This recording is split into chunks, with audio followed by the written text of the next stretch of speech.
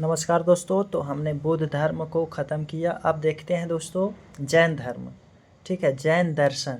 बौद्ध धर्म में हमने क्या देखा? तो बौद्ध धर्म से हमको सीख मिलता है शालीनता, कि कैसे शालीनता से आप अपने काम निकाल सकते हो। ठीक है, तो शालीनता जीवन में बहुत ज़रूरी है, बौद्ध धर्म ने सिखाया।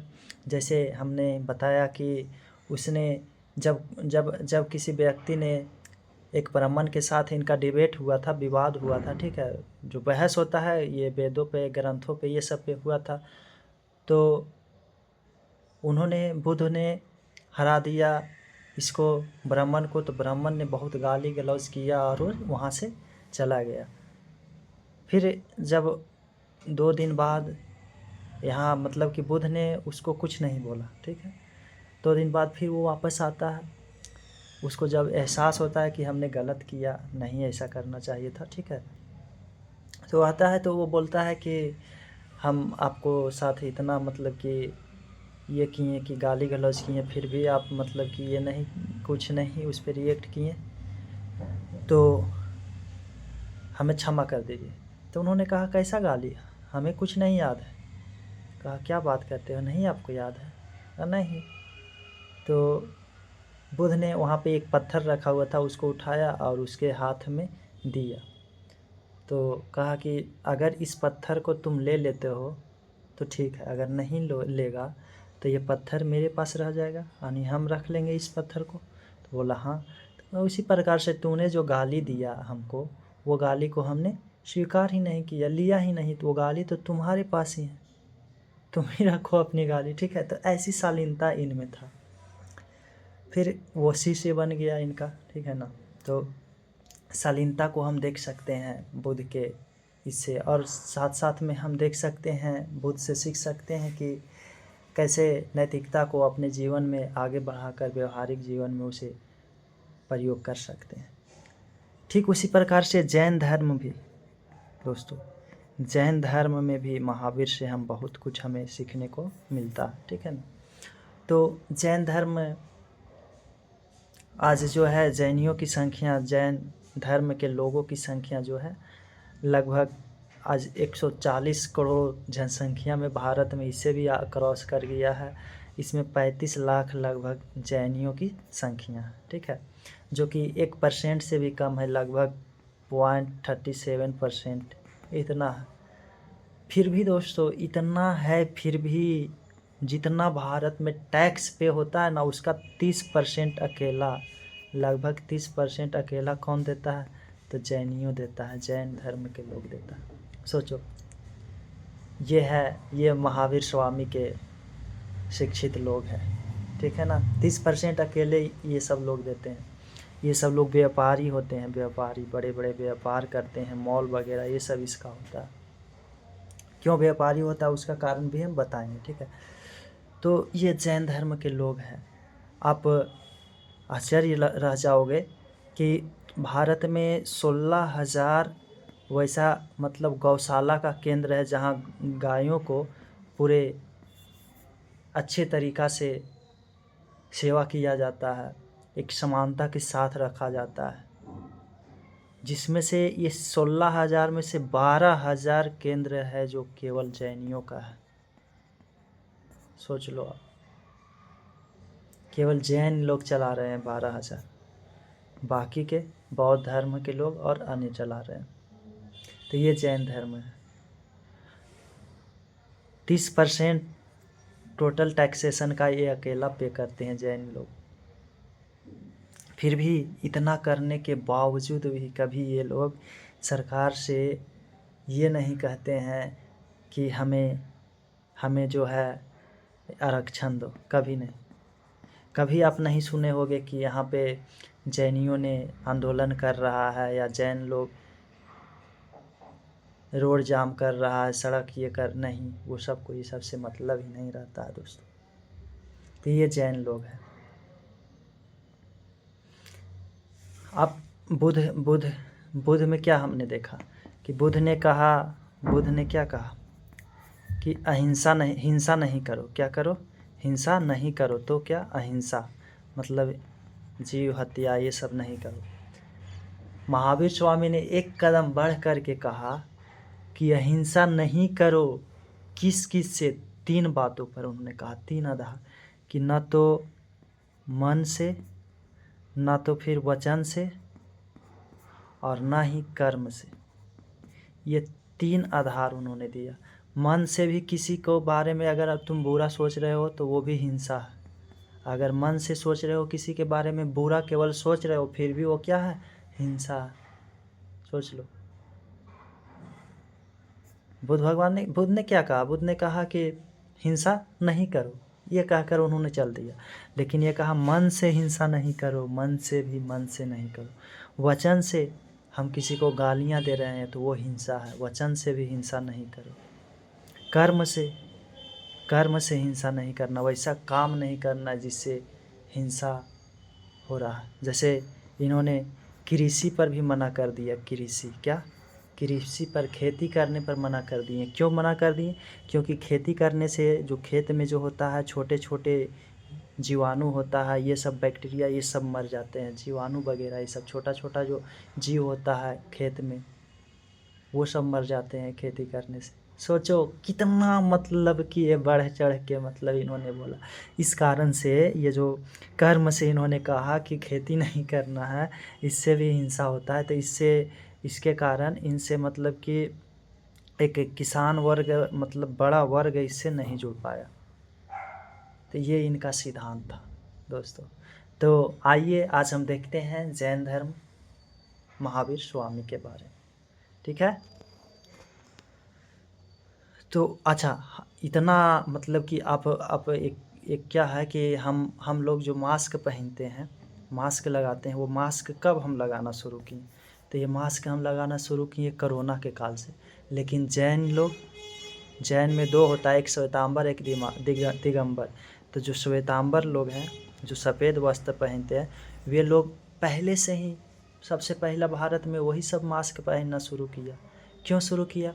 क्योंकि अगर हम मास्क नहीं पहनते हैं, उनका कहना है कि मास्क नहीं पहनते हैं तो हमारे मुख के अंदर जो बैक्टीरिया वगैरह ये सब है चला जाएगा, तो इससे उस बैक्टीरिया का मेरे द्वारा क्या हो गया? हिंसा हो गया। वो बैक्टीरिया मरेगा तो मेरे द्वारा क्या हुआ? उसका हिंसा हो गया। इसलिए वो बचते हैं हिंसा करने से। इस कदर तक दोस्तों,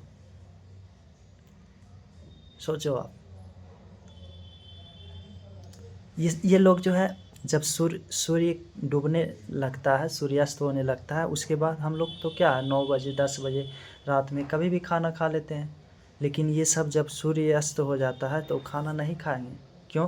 क्योंकि इस सब का मानना है कि जब सूर्य अस्त होता है तो उस समय से बैक्टीरिया भोजन में जो है एक्टिव हो जाता है। क्या हो जाता है? बैक्टीरिया आ जाता है, बैक्टीरिया एक्टिव हो जाता है। क्योंकि सूर्य की किरणें जब तक रहता है तो सूर्य की किरणें के कारण बैक्टीरिया एक्टिव नहीं हो पाता। लेकिन सूर्य की किरणें, जैसे वो गर्माहट होता है, उष्मा होता है उसमें, ठीक है, नहीं रहने के बाद बैक्टीरिया एक्टिव हो जाता है। तो हम जब खाना खा रहे हैं तो हमारे अंदर खाना के द्वारा से बैक्टीरिया चला जाएगा, तो हम कहीं ना कहीं हिंसा कर रहे हैं। तो इतना लेवल तक दोस्तों ये सब में हिंसा का नहीं करने का मतलब निषेध है। सोचो आप। तो ये महावीर स्वामी के शिष्य ये सब है। तो उसी को आज हम देखते हैं। तो आइए दोस्तों शुरू करते हैं जैन धर्म। क्या? जैन धर्म। जैन धर्म, जैन धर्म क्या? तो क्या है वो तो बाद में देखेंगे। पहले आप देखो कि जैन धर्म के जो वास्तविक संस्थापक है, वास्तविक संस्थापक वो महावीर को कहा जाता है। महावीर स्वामी को कहा जाता है। किनको कहा जाता है? तो महावीर स्वामी, इनको कहा जाता है। ऐसा माना जाता है कि महावीर स्वामी के पहले भी 23 और जैन धर्म के तीर्थंकर रह चुके हैं। तीर्थंकर मतलब वही, जैसे महावीर स्वामी है ना, उसी प्रकार से अन्य मानने वाला 23 और मतलब गुरु रह चुके हैं। तो कुल कितना हुआ? तो कुल 24 तीर्थंकर। जैन धर्म में कुल कितना तीर्थंकर? तीर्थंकर मतलब वही जैन मुनि। क्या? जैन मुनि, जैन के जो मुनि है वो, तो जैन मुनि या तीर्थंकर कुल तीर्थंकर कितना 24, जिसमें से 24वां कौन है तो महावीर स्वामी। 24वां कौन है तो इनके पहले 23 तीर्थंकर और हो चुके हैं, ठीक है। लेकिन पूरी अच्छी तरीक़ा से जो जैन धर्म को परिभाषित किया, जैन धर्म को डेवलप किया, वो कौन है तो महावीर स्वामी, जिन्होंने हमें बताया कि अहिंसा को किस कदर सपोर्ट किया। सोचो दोस्तों। तो कुल तीर्थंकर कितना है जैन धर्म में, तो कुल जो तीर्थंकर है जैन मुनि कह सकते हो आप, जैन मुनि 24 है। कितना है 24। तो 24वां कौन है तो महावीर स्वामी। तो कुछ प्रमुख को हम देख लेते हैं, ठीक है। तो वास्तविक संस्थापक आपका हो गया महावीर स्वामी। प्रथम जो तीर्थंकर है आपका, प्रथम तीर्थंकर है ऋषभदेव।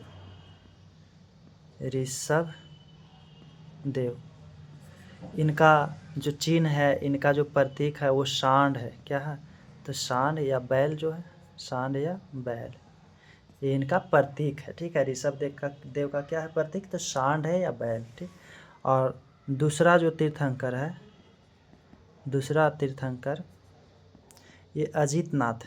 कौन है अजितनाथ, ठीक है। अजितनाथ का जो प्रतीक है, चिन्ह है, वो हाथी है। क्या है हाथी। और 2 पहले देख लिए और 2 लास्ट वाला देख लेते हैं, ठीक है। यही इम्पोर्टेंट है। प्रथम तीर्थंकर कौन है ऋषभदेव, इनका चिन्ह क्या है सांड या बैल। द्वितीय तीर्थंकर कौन है तो दूसरा अजितनाथ, इसका हाथी है। और 23वें तीर्थंकर, तो 23वें तीर्थंकर जो है वो है आपका पार्श्वनाथ। तो पार्श्वनाथ है। इनका जो प्रतीक है वो सर्प है। क्या है सर्प नहीं, सर्प बोले सांप। और 24वें या फिर अंतिम कह सकते हो आप, 24वें या अंतिम तीर्थंकर है वो है महावीर स्वामी। क्या महावीर स्वामी। इनका जो चिन्ह है प्रतीक है वो सिंह या शेर, ठीक है। तो सिंह है, ठीक है।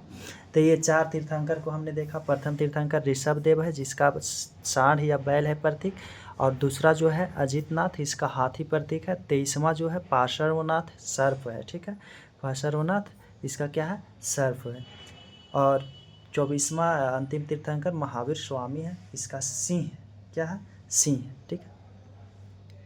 अब देखते हैं महावीर स्वामी से संबंधित कुछ परिचय। तो इनके महावीर स्वामी का जीवन परिचय, महावीर स्वामी का क्या जीवन परिचय। इनका जीवन परिचय आप देखो तो इनका जो जन्म हुआ था, महावीर स्वामी का जन्म 540 ईसा पूर्व में। कब हुआ था 540 ईसा पूर्व में, कुंडल ग्राम वैशाली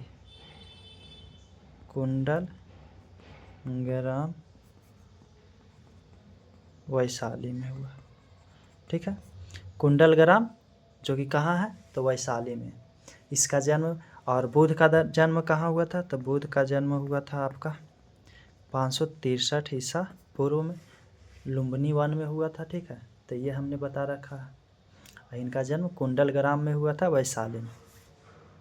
और कब 540 ईसा पूर्व। ये बुद्ध से छोटे हैं और बुद्ध इनसे बड़े हैं, ठीक है। क्योंकि समय यहाँ पे क्या होता है ऐसे घटता है, 563 के बाद 562, 561, 500 ऐसे 540 आएगा, ठीक है। तो ये इनका जन्म हुआ। इनके जो पिता हैं, इनके पिता का नाम सिद्धार्थ है। और वहाँ हमने क्या देखा था तो बुद्ध के बचपन का नाम क्या था सिद्धार्थ है। इनके पिता का नाम क्या है सिद्धार्थ है।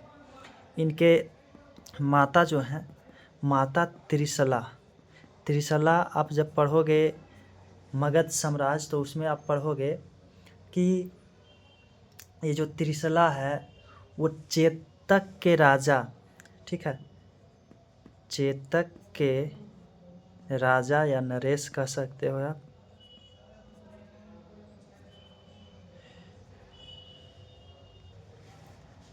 तो इसकी ये त्रिशला कौन है? माता इनका त्रिशला है, जो कि चेतक हमने लिखा। ये है त्रिशला जो है ना, वो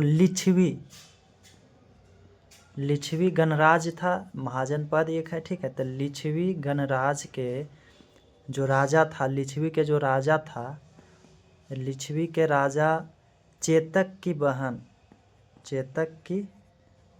है। कौन? तो त्रिशला जो है लिच्छवी गणराज के राजा चेतक की बहन है। कौन? त्रिशला। मतलब राज परिवार से ये भी संबंधित है, ये भी क्षत्रिय वंश से है, और बुध भी क्षत्रिय वंश से थे, जो कि शाक्य कुल के थे। ये किसके है? तो लिच्छवी के राजा चेतक की बहन है। बिंबिसार के ये जो चेतक है, वो बिंबिसार के ससुर हैं। बिंबिसार आप जब पढ़ोगे मगध तब, ठीक है। तो यहाँ पे हमने देखा कि चेतक की बहन है। चेतक की बहन कौन है? त्रिशला, जो कि इनके माता। फिर दोस्तों इनकी पत्नी जो है, पत्नी का नाम यशोदा है। क्या है? जसोदा। और बुध के पत्नी का नाम क्या था? यशोधरा था। ठीक है। तो इनकी पत्नी जसोदा, इनका पुत्र जो है, पुत्र नहीं, बुध के पुत्र था, राहुल नाम था। इनके पुत्री है, पुत्री का नाम प्रियदर्शिका पुत्री का नाम है। और दामाद का नाम जमाली है। दामाद का नाम क्या है? तो जमाली। ये जो जमाली इनका दामाद है, यही जो है इनका प्रथम शिष्य भी बनता है। प्रथम क्या बनता है? तो प्रथम शिष्य किनका? महावीर का प्रथम शिष्य उनका दामाद जमाली बनता है। और इनका प्रथम शिष्य, तो बुध का प्रथम शिष्य जो बनते हैं, वो है इनकी जो सौतेली माँ थी, जो लालन पालन की थी, प्रजापति गौतमी, ठीक है। और इनका तो महावीर का प्रथम शिष्य जमाली, जो उनका दामाद है, प्रियदर्शिका उनकी बेटी है, ठीक है। तो ये हुआ, तो इनका प्रथम शिष्य बन गया। इनका जो बचपन का नाम है, बचपन का नाम वो वर्धमान है। क्या है? वर्धमान, ठीक है। और बुध का बचपन का नाम क्या था? तो सिद्धार्थ, जो कि इनके पिता का नाम है, ठीक है। तो वर्धमान, इसलिए इनको वर्धमान, कहीं कहीं वर्धमान महावीर भी लिखता है। क्या लिखता है? वर्धमान महावीर, ठीक है। तो ये हमने जीवन से इनका परिचय देखा कि 540 ईसा पूर्व में कुंडल ग्राम में वैशाली में जन्म होता है। पिता सिद्धार्थ, त्रिशला माता जो कि लिच्छवी नरेश किसका? चेतक की बहन है, ठीक है। ये है इनकी माता त्रिशला, पत्नी जसोदा, और पुत्री जो है प्रियदर्शिका, दामाद जमाली। यही जमाली इसका प्रथम क्या बनता है? शिष्य बनता है। इसके बचपन का नाम जो है वो क्या है? वर्धमान है। अब बात है कि इन्होंने गृह त्याग किया। जैसे 29 वर्ष की अवस्था में महात्मा बुद्ध ने गृह त्याग किया था। अब महावीर स्वामी या वर्धमान महावीर कह सकते हो आप, बचपन के नाम उनका वर्धमान था। ये 30 वर्ष की अवस्था में, और बुद्ध कितनी वर्ष की अवस्था में? 29 वर्ष की अवस्था में गृह त्याग था। ये 30 वर्ष की अवस्था में गृह त्याग किया, ठीक है। तो 30 वर्ष की अवस्था में इन्होंने गृह त्याग कर दिया। और 12 वर्ष इधर उधर भटकने के बाद, 12 वर्ष इधर उधर भटकने के बाद इनको जो है जुम्भिक ग्राम में, कहाँ? तो अब जुम्भिक ग्राम, जो कि जमुई जिला के पास पड़ता है। जमुई जिला, कहाँ? जमुई जिला के आसपास में पड़ता है। जुम्भिक ग्राम में रिजुपालिका नदी, कौन सी नदी? रिजुपालिका नदी के तट पर साल वृक्ष रहता है। क्या? साल वृक्ष के नीचे होता है। किसके नीचे? साल वृक्ष के नीचे। तो इनको ये घर त्याग करते हैं 12 वर्ष की अवस्था में 30 वर्ष की अवस्था में 12 वर्ष इधर उधर घूमने के पश्चात इनको 42वें वर्ष में ज्ञान की प्राप्ति होता है। 30 सौ 12 42, ठीक है। और कहाँ पे? जुम्भिक ग्राम जमुई जिला में जो पड़ता है, रिजुपालिका नदी के तट पर साल वृक्ष के नीचे। और उनको जो होता है वो निरंजना नदी जो कि बोधगया में है, ठीक है। वहाँ पे निरंजना नदी जो कि पीपल के वृक्ष के नीचे होता है वैशाख शुक्ल पक्ष पे, ठीक है, पूर्णिमा पे। तो इनको ज्ञान की प्राप्ति हुआ। इस धर्म में ज्ञान प्राप्ति को कैवल्य कहा जाता है, ठीक है। क्या कहा जाता है?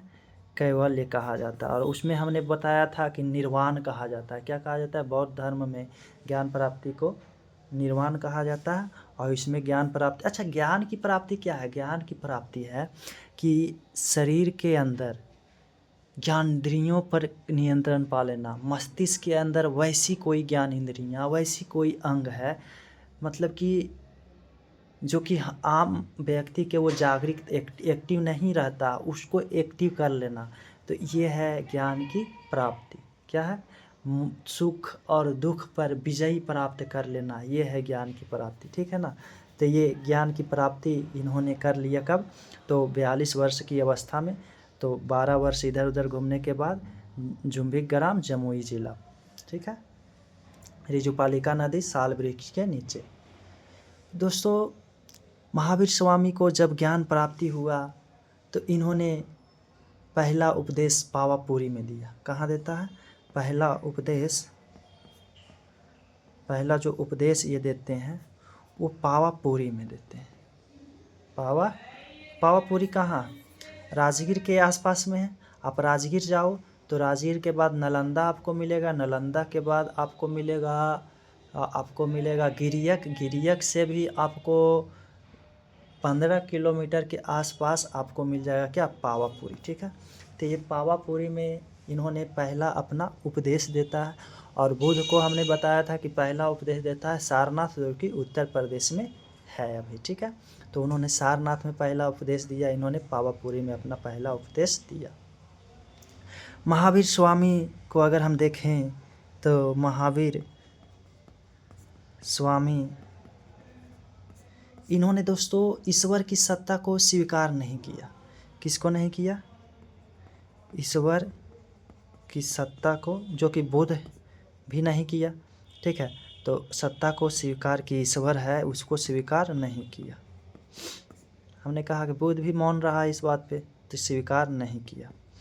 लेकिन इन्होंने स्वीकार किया आत्मा का, जो कि बुद्ध ने नहीं किया, ठीक है। आत्मा का स्वीकार किया। इन्होंने पुनर्जन्म का स्वीकार किया। पुनर्जन्म बुद्ध भी किया था, ठीक है।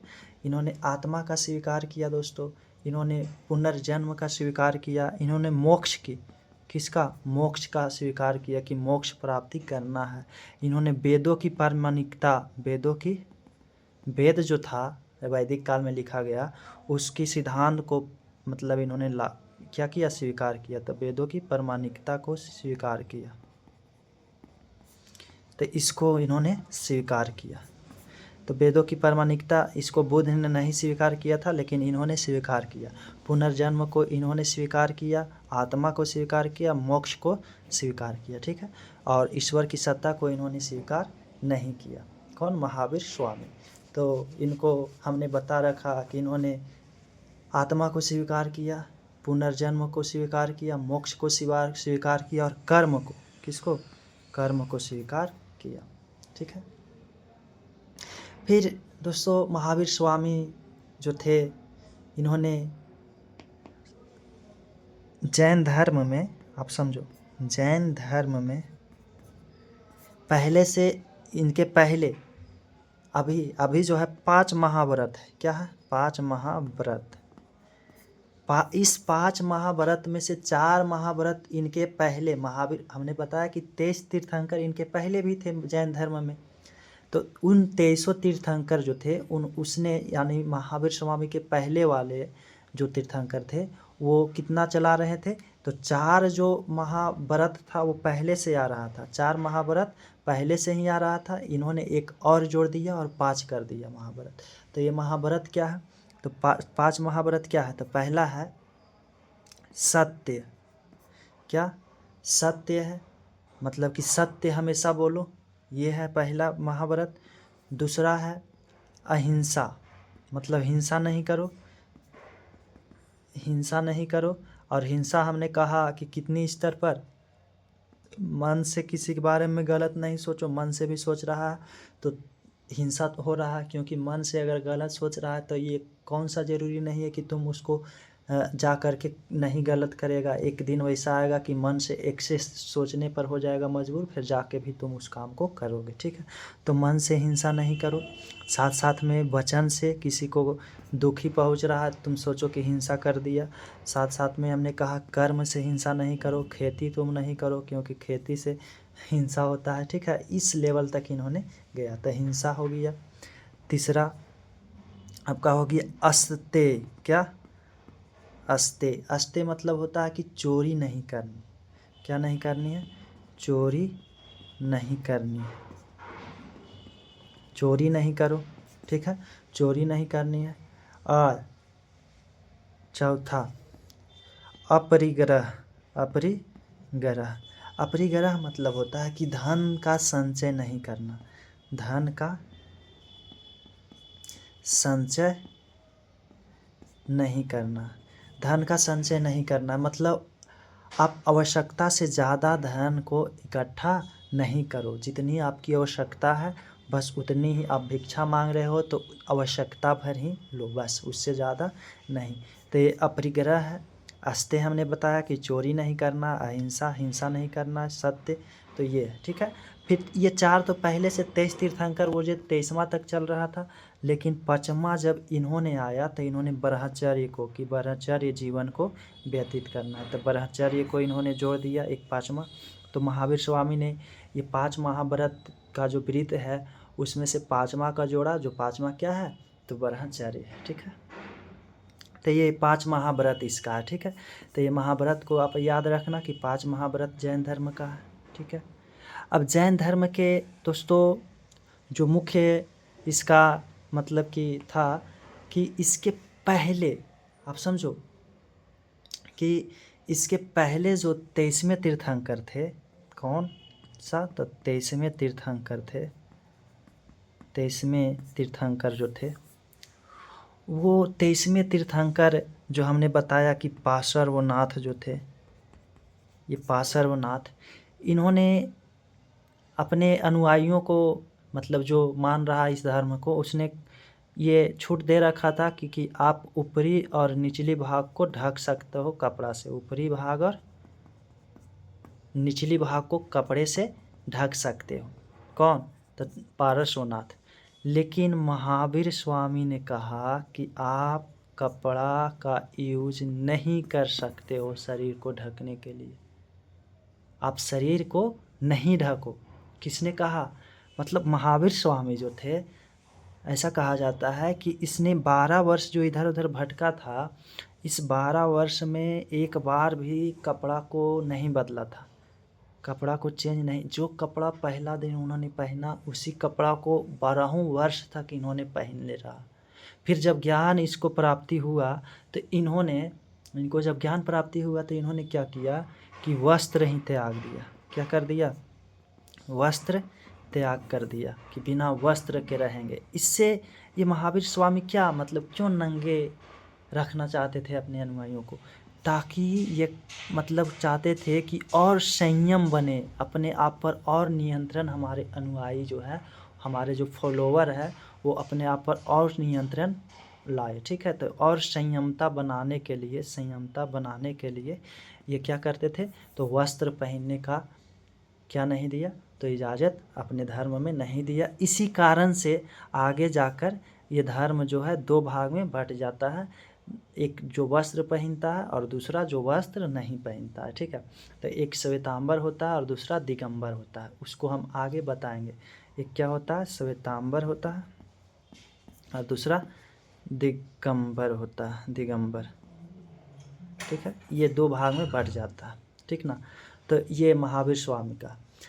दोस्तों महावीर स्वामी ने जो जैन धर्म है वो मुख्यतः इस बात पर जोर देता है कि सांसारिक बंधनों से छुटकारा पाने के लिए हमें कोशिश करना चाहिए। मोक्ष की प्राप्ति मतलब क्या होता है दोस्तों, इन्होंने क्या कहता है, ये कहता है कि देखो ये संसार है, ये क्या है, आप ऐसे समझो, किसी किताब में ये सब नहीं मिलेगा आपको, ठीक है ना। ये संसार है, ये समझो ये व्यक्ति है, ये क्या है, ये व्यक्ति है।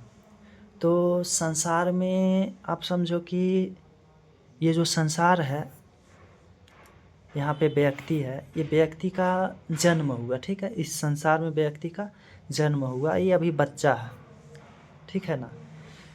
तो इस संसार में लोभ है,